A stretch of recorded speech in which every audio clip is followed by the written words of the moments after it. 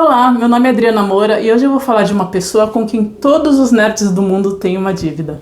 Se você comemora o Dia da Toalha, assiste Star Trek, lê os livros de Isaac Asimov, é porque numa noite de tempestade, lá no século XIX, uma garota de 19 anos teve uma ideia de uma história sobre um cientista que abusa dos seus conhecimentos e acaba criando um monstro. Eu vou contar a respeito de Mary Shelley, autora de Frankenstein, considerada a primeira obra de ficção científica da história. Mas antes, aquele aviso de sempre. Dê uma olhada se você está inscrito no canal, se não estiver, se inscreva. Se estiver, veja aí se o sininho está ativado para receber as notificações dos novos vídeos. Para ajudar o canal financeiramente, você pode se inscrever no clube do canal, que está no link aí embaixo, ou então mandar um pix para o e-mail que está aparecendo na sua tela. Ou então você pode simplesmente compartilhar o vídeo com seus amigos, dar seu like, seu dislike, ou deixar um comentário aí embaixo que já ajuda bastante. Mary Shelley já nasceu numa família muito inusitada. Para começar, ela era filha não só de um, mas de dois filósofos. O pai dela, William Godwin, era um pensador político radical que é considerado o primeiro defensor moderno do anarquismo. Ele ajudou na publicação das obras de Thomas Paine, um dos pais fundadores dos Estados Unidos, e defendeu publicamente a Revolução Francesa. Tudo apesar de ser britânico. Como se não bastasse, em pleno século XVIII, ele era ateu.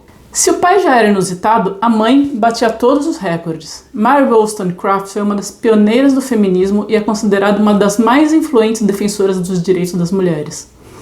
Desde cedo, ela tentou sobreviver dependendo só de si mesma.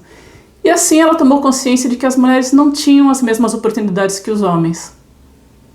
Uma das poucas profissões respeitáveis para elas era dar aulas, e Mary fez isso por um tempo, até que ela decidiu ganhar a vida escrevendo. Ela se mudou para Londres em 1787 e conseguiu um emprego com um editor de livros. Um dos autores publicados era William Godwin, mas eles não se deram muito bem no começo. Em 1790, Mary publicou seu primeiro trabalho político, Uma Reivindicação dos Direitos do Homem. Nele, ela defendia a Revolução Francesa e o republicanismo. Tem um episódio aqui no canal sobre essa revolução que mudou o mundo. 2 anos depois, ela ampliou essas ideias escrevendo um dos primeiros tratados feministas do mundo, Uma Reivindicação dos Direitos da Mulher. Nesse trabalho, ela afirma que as mulheres do seu tempo só eram inferiores aos homens porque não recebiam a mesma educação e que elas não eram meras extensões de seus maridos, e sim pessoas com os mesmos direitos. Isso era revolucionário na época. Quando ela morou na França durante o período do terror, Mary teve uma filha chamada Fanny com um aventureiro norte-americano chamado Gilbert Imlay, embora eles não fossem casados. Ao voltar para a Inglaterra, logo ela estava de volta aos mesmos círculos intelectuais e reencontrou o William Godwin. Dessa vez, os dois se entenderam tão bem que acabaram se apaixonando. Tanto que quando a Mary descobriu que estava grávida, Godwin decidiu pedir em casamento. Apesar de ter defendido não fazia muito tempo a abolição dessa instituição do casamento. Claro que esses dois não era um casamento nada convencional. Eles decidiram morar separados em 2 casas vizinhas. Assim, cada um podia manter a sua independência. Mary Wollstonecraft Godwin nasceu em 30 de agosto de 1797. Ela recebeu o nome da mãe e o sobrenome dos 2 pais, que não era comum na época. Mas essa felicidade deles durou pouco. Mary Wollstonecraft teve complicações depois do parto e acabou falecendo em 10 de setembro, quando a filha tinha só 11 dias. A vida do Godwin virou de cabeça para baixo. Em 1 ano, ele passou de um solteirão convicto a um viúvo que perdeu o amor da sua vida. Além disso, ele tinha 2 crianças pequenas para criar, uma das quais nem era filha biológica dele. Mas ele adorava as 2 meninas e se assegurou que elas crescessem admirando a memória da mãe extraordinária que elas mal conheceram. Sempre que ele precisava viajar, o Godwin escrevia cartas cheias de afeto para casa, dizendo quanto ele as amava, quanto sentia falta delas, e também garantiu que elas tivessem empregados e tutores particulares, embora o dinheiro fosse pouco e ele vivesse cheio de dívidas. Além disso tudo, o Godwin se dedicou pessoalmente à educação das filhas. Ele costumava levar as meninas para lugares onde pudesse ensinar alguma coisa, e elas tinham acesso tanto à biblioteca dele quanto à biblioteca dos amigos. Por conta disso, a Mary teve uma educação excepcional para a época em muitos assuntos, desde história até ciência, embora ela só tenha frequentado uma escola regular por 6 meses na vida dela. Além de saber tudo de literatura inglesa, ela aprendeu a falar italiano, francês e até um pouquinho de espanhol. Claro que a vida do Godwin não se resumia às filhas. Em 1801, ele resolveu se casar de novo com uma vizinha, Mary Jane Clairmont, que apesar de ser bem educada, não tinha nenhum interesse intelectual, era praticamente o oposto da primeira, exceto por uma coisa. Ela também tinha sido mãe solteira de 2 filhos, Charles e Claire. E o casal depois deles teve mais um menino chamado William.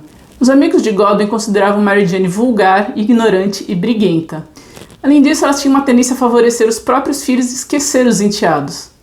A Mary detestava essa madrasta malvada, mas tentava ser tolerante porque sabia que ela amava o Godwin de verdade e fazia ele feliz. Aos 15 anos, Mary era descrita pelo pai como sendo muito inteligente, ousada e perseverante, com um grande amor pelo conhecimento. Ela costumava passar horas lendo, às vezes sentada ao lado do túmulo da mãe na igreja de St. Pancras, em Londres.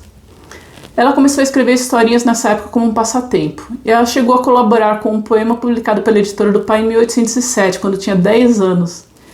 Isso tudo fez Godwin decidir que essa filha precisava de uma educação mais apurada que os outros filhos enteados. Por causa disso e dos conflitos com a madrasta, ele decidiu mandar Mary passar o verão de 1812 com a família de um amigo na Escócia, que tinha umas ideias políticas tão radicais quanto as dele. Godwin esperava que isso ajudasse a filha a ganhar uma formação filosófica para se tornar uma pensadora, do mesmo jeito que a mãe. Mary adorou esse lugar. Além do ambiente intelectual, ela podia passar tempo com as 4 filhas do dono da casa, que se tornaram muito amigas dela. Tanto que Mary passou outra temporada de 10 meses com ele no ano seguinte.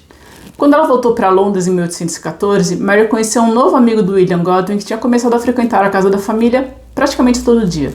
Poeta Percy Bysshe Shelley. Shelley tinha 21 anos e era um radical político que defendia ideias como republicanismo, ateísmo e vegetarianismo, além do amor livre, um movimento que buscava acabar com a interferência do Estado ou da religião nos relacionamentos amorosos e sexuais. Shelley era o herdeiro de uma fortuna e vivia fazendo planos para usar esse dinheiro em causas sociais, o que os parentes aristocratas dele, óbvio, condenavam. Para piorar, ele casou contra a vontade da família com uma moça chamada Harriet, que eles consideravam abaixo da sua posição. Os dois tinham uma filha, mas o casamento fracassou, e na época que o Shelley começou a frequentar a casa dos Godwin, o casal já vivia separado. Mary estava com 16 anos e ficou encantada com esse moço excêntrico de olhos azuis, que fazia experimentos científicos perigosos e ensinava ela a ler grego e latim. Os dois começaram a se encontrar em segredo junto ao túmulo de Mary Wollstonecraft e logo estavam perdidamente apaixonados. O que dava para esperar, né? Acredita-se que ela perdeu a virgindade com ele dentro da igreja. Shelley foi todo contente de contar para o William Godwin que estava apaixonado por Mary, pela filha dele, e queria viver com ela, embora ele já fosse casado e a Harriet estivesse grávida dele. E aí ele acabou descobrindo que o Godwin não era tão radical assim, pelo menos no que dizia a respeito à filhinha querida dele. Ele ficou furioso e proibiu a Mary de ver o Shelley de novo, para não prejudicar a sua reputação. É óbvio que não adiantou nada. Em 28 de julho de 1814, Shelley e Mary fugiram para a França junto com a irmã de criação dela, Claire Clairmont. Um pouco antes, ele tinha conseguido um empréstimo para aliviar as necessidades financeiras dele, mas deixou quase todo o dinheiro para a mulher, que estava grávida, e para o Godwin, que ele tinha prometido ajudar antes. Por causa disso, chegou a correr um rumor de que o Godwin tinha vendido as filhas para ele. Shelley, Mary e Claire viajaram algum tempo pela Europa, de carruagem, em lombo de burro e até a pé. Mas a falta de dinheiro era um problema e eles acabaram voltando para a Inglaterra em setembro. Mary estava grávida, estava doente e estava deprimida, entre outros motivos porque o pai, como era de se esperar, se recusava a falar com ela. Além disso, Shelley vivia tendo de se esconder para fugir dos credores. Para piorar, em 30 de novembro, eles receberam a notícia de que a mulher dele tinha tido um menino chamado Charles, e a Mary ficou com muitos ciúmes da alegria do Shelley. Para piorar, em 22 de fevereiro de 1815, ela deu à luz a uma menina prematura, que só viveu 11 dias.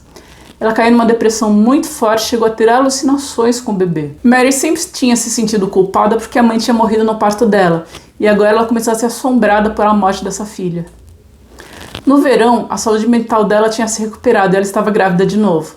Dessa vez era um menino, que nasceu em janeiro de 1816 e recebeu o nome de William, em homenagem ao pai dela. Pouco tempo depois, a irmã de criação dela, Claire, começou a ter um caso com o poeta mais aclamado da época, Lord Byron. Paulo já falou dele aqui num outro episódio. Byron estava de mudança para a Europa depois de um divórcio escandaloso, então Claire sugeriu que Mary e a família fossem passar o verão na Suíça para que eles pudessem conhecê-lo. As duas, Shelley e o bebê, partiram para Genebra em maio de 1816, com Mary se apresentando como Sra. Shelley, embora eles não fossem casados.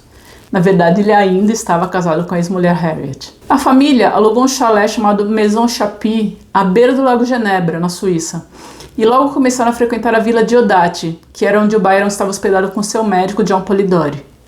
O problema é que o verão esperado nunca chegou. Uma série de erupções vulcânicas causaram uma mudança climática que fez 1816 ser muito mais frio que o normal. Por isso esse ficou conhecido como o Ano Sem Verão. A chuva e o frio fizeram com que os 5 passassem a maior parte do tempo presos na vila de Odate, conversando sobre literatura, ciência e filosofia, ou lendo histórias de fantasmas. Uma noite, para matar o tédio, Byron sugeriu que cada um deles escrevesse uma história aterrorizante. Shelley e Byron logo começaram a trabalhar em algumas ideias, mas nenhum dos dois levou a brincadeira muito adiante. Polidori pegou o tema que o Byron tinha abandonado e criou uma história a respeito de um vampiro chamado Lord Ruthven, que seduz e destrói suas vítimas. Assim surgiu O Vampiro, considerado um marco fundamental do horror gótico, além de ser o primeiro romance sobre esse tema no mundo. Mary teve dificuldade em pensar em alguma coisa e começou a ficar ansiosa com as pessoas perguntando todo dia o que ela estava escrevendo. E uma noite a conversa tinha ido para a possibilidade de reanimar corpos mortos usando galvanismo, que é o uso da eletricidade para estimular tecidos como músculos e nervos. Mary ficou tão impressionada que teve uma espécie de pesadelo, em que um estudante se debruçava sobre um corpo que ele tinha acabado de trazer de volta à vida. Ela achou a ideia tão apavorante que começou a escrever imediatamente, e de manhã apresentou os primeiros rascunhos para os colegas. Shelley gostou tanto do que ouviu que a encorajou a continuar desenvolvendo o texto, que acabou se tornando o romance Frankenstein, ou O Moderno Prometeu. O cinema transformou Frankenstein num monstro, mas não é assim no livro. Esse é o nome de um jovem cientista que fica obcecado com a possibilidade de reanimar corpos. Ele usa partes de pessoas mortas para criar um homem gigantesco e consegue trazê-lo à vida com uma centelha elétrica, mas fica tão horrorizado com a criatura que despertou que o abandona. A criatura então tem que aprender tudo sozinho enquanto vaga pelo mundo enfrentando a maldade humana. Frankenstein não foi a primeira história a trabalhar temas que hoje fazem parte da ficção científica. A mitologia judaica, por exemplo, já falava sobre uma criatura feita por mãos humanas, o Golem. Durante o Iluminismo, vários autores trabalharam com a ideia de realidades paralelas, de mundos extraterrestres, onde as coisas funcionavam de outra maneira. Mas essas histórias tinham bases sobrenaturais ou ocultistas. E Frankenstein foi o primeiro a ter uma narrativa estritamente científica. Por isso é que ela é considerada a primeira obra de ficção científica da história. Até o mais famoso autor do gênero no século XX, Isaac Asimov, dava crédito a Mary Shelley por criar a ficção científica. Enquanto Mary trabalhava na história de Frankenstein, a vida pessoal dela estava uma verdadeira bagunça. Claire descobriu que estava grávida do Byron, que no começo não quis nem saber disso. Os três acabaram voltando para a Inglaterra em setembro e se instalaram na cidade de Bath, tentando manter a gravidez da Claire em segredo. Menos de um mês depois, Mary recebeu uma carta da irmã mais velha dela, Fanny. Ela ficou tão alarmada com o que leu que mandou Shelley buscar a irmã, mas não deu tempo. Em 10 de outubro de 1816, Fanny foi encontrada morta depois de tomar veneno. Exatamente 2 meses depois, em 10 de dezembro, Harriet, a esposa do Shelley, também se suicidou em Londres. Shelley precisava parecer respeitável bastante para conseguir a guarda dos 2 filhos do primeiro casamento. Por causa disso, ele e Mary decidiram se casar na igreja em 30 de dezembro de 1816. O pai e a madrasta dela assistiram à cerimônia. E assim acabou a briga entre eles, afinal agora a filha era finalmente uma senhora casada. Mas nem isso ajudou Shelley a convencer os juízes de que ele era uma pessoa equilibrada o bastante para criar os próprios filhos, e as 2 crianças acabaram sendo mandadas para uma outra família. Enquanto isso, a Claire teve uma menina, que recebeu o nome de Allegra. Os Shelleys fingiram que ela era uma filha adotiva do casal, mas não adiantou muito. Logo começaram boatos de que os pais na verdade eram a Claire e o Shelley. No meio desse caos, Mary conseguiu de algum jeito terminar o manuscrito do Frankenstein, mas publicar era um outro problema. Já era mais complicado para uma mulher conseguir editar um livro. Imagina então para uma de menos de 20 anos escrevendo sobre um tema tão original e tão complexo. Mary decidiu que era melhor publicar de forma anônima, sem o nome dela, e pediu a Shelley que escrevesse um prefácio que conseguisse vender melhor a obra. Assim o livro acabou sendo publicado em janeiro de 1818. Frankenstein fez tanto sucesso com o público que ganhou uma edição francesa já em 1821 e uma versão para o teatro 2 anos depois. Já os críticos se dividiram entre os intrigados e os confusos. Enquanto alguns elogiaram a ousadia e a originalidade, outros condenaram o horror da história. O que todos eles concordavam é que a escrita era ótima. Por isso, todo mundo começou a especular quem era o verdadeiro autor. Muita gente pensava que era Shelley, porque ele escreveu o prefácio. Também porque o livro era dedicado ao sogro dele, William Godwin. Pouca gente pensou que a dedicatória podia ser, enfim, de uma filha para o pai, e quem pensou condenou a ideia. Afinal, uma mulher, com a gentileza do seu sexo e a fraqueza de seus poderes mentais, não poderia, claro, escrever uma história assim como nunca se viu antes. Foi só em 1823 que o nome de Mary Shelley apareceu como autora do livro. Pouco tempo depois da publicação de Frankenstein, os Shelleys e Claire Claremont decidiram que iam seguir os passos do Byron e mudar de vez para a Itália. Não tinha nada de romântico nessa decisão. Tanto a Mary quanto o Percy estavam doentes. O dinheiro que eles ganhavam não era o suficiente para sustentar eles. E eles tinham medo de que alguém questionasse a capacidade deles de criar os filhos, que agora eram 2. A primeira coisa que eles fizeram ao chegar à Itália foi levar a Allegra para viver com o pai, o Lord Byron, que finalmente concordou em cuidar dela. Os Shelleys passaram a viajar de uma cidade para outra, passando temporadas em cada lugar, mas nunca se fixando por muito tempo. Eles fizeram muitos amigos que às vezes viajavam com eles, mas Mary não foi muito feliz porque aconteceu muita coisa ruim. Poucos meses depois da chegada, eles perderam a filhinha deles de 11 meses, chamada Clara. E o William, o mais velho, também faleceu no ano seguinte. Mary ficou muito deprimida, muito mesmo, acabou até se afastando do marido, que começou a colecionar amantes. Isso para ela não era uma coisa tão problemática, já que nenhum dos dois acreditava em exclusividade no amor. Ela só começou a se recuperar com o nascimento do 4º filho, em novembro de 1819. O menino recebeu o nome de Percy Florence, Percy por causa do pai e Florence porque ele nasceu em Florença.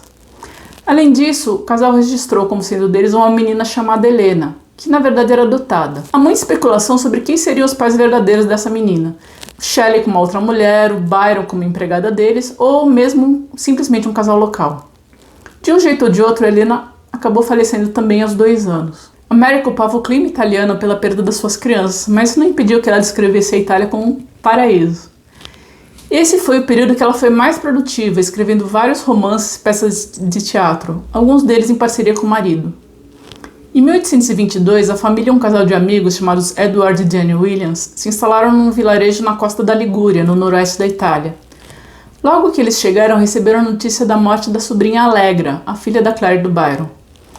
Pouco tempo depois, a Mary também quase morreu de hemorragia, depois de perder um bebê. Enquanto ela se recuperava, o Shelley passava menos tempo com ela do que com a Jane Williams, que era sua amante. Ou então com um brinquedo novo, um barco que ele tinha mandado fazer. Em 1º de julho, ele navegou com o Edward Williams e um outro amigo para visitar o Byron em Livorno. Eles ficaram alguns dias na cidade e embarcaram de volta no dia 8, mas nunca chegaram ao destino. Uma tempestade fez o barco virar no meio do mar. Mary Shelley e Jane Williams viajaram desesperadas para Livorno, tentando ter notícias dos maridos, mas foi só 10 dias depois que os corpos deles foram dar à praia. A lei italiana dizia que eles deviam ser enterrados onde foram encontrados, mas o Byron conseguiu que o corpo do Shelley fosse devolvido para eles. O Byron e alguns amigos organizaram uma cerimônia de cremação à beira-mar e mandaram as cinzas de volta para a viúva. A Mary e o filho Percy acabaram se mudando para a casa de um amigo em Gênova, onde ela permaneceu em contato com Byron e começou a organizar os papéis do marido. Foi ali que ela tomou uma decisão. Apesar de todas as dificuldades, ela queria tentar viver trabalhando como escritora. Mas a situação financeira continuava ruim e a Mary decidiu voltar para a Inglaterra em julho de 1823. O pai de Shelley, Sir Timothy Shelley, prometeu pagar uma pensão para ela se ele recebesse a guarda do Percy Florence. Mas a Mary bateu o pé. Ela já tinha perdido pessoas demais e não ia se separar também desse filho. No fim, Sir Timothy cedeu, concordou em dar algum dinheiro para ele, mas em troca Mary teve que prometer que não ia escrever nem colaborar com nenhuma biografia do marido. A pensão dela aumentou em 1826, quando o filho do primeiro casamento de Shelley morreu e o Percy se tornou o herdeiro do título do avô. Mary foi fiel à sua palavra e nos anos seguintes continuou vivendo de escrever. Ela publicou vários trabalhos de ficção, incluindo romances e contos, publicou diários de viagem e uma série de biografias de personalidades italianas, espanholas e portuguesas para uma coleção de livros.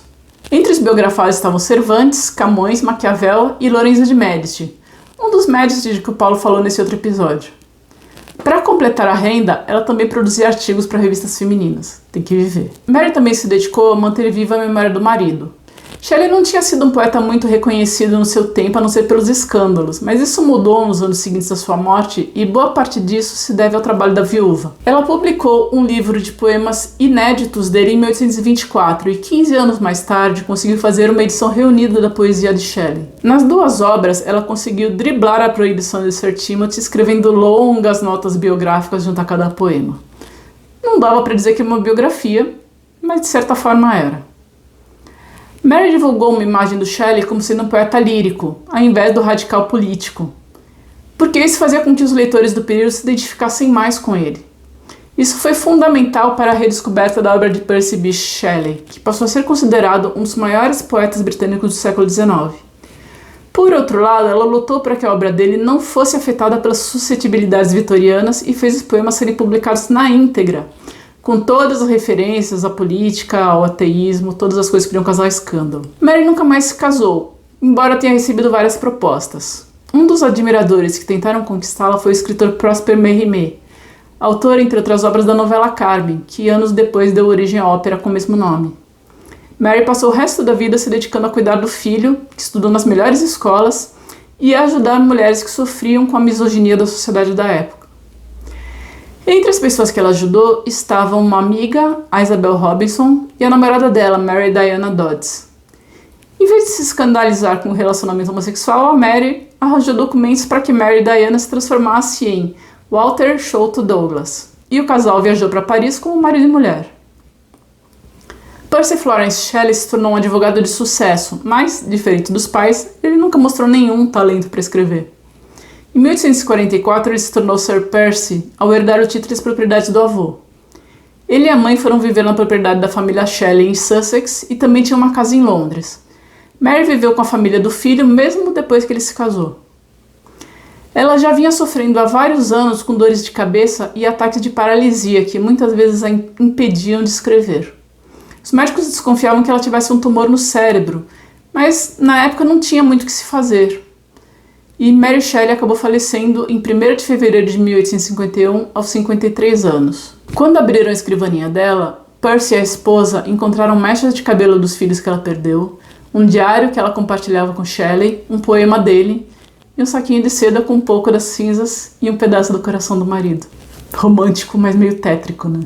Tem um filme de 2017 a respeito dela que se chama Mary Shelley, com a Elle Fanning no papel principal. Se você gostou, vale a pena assistir.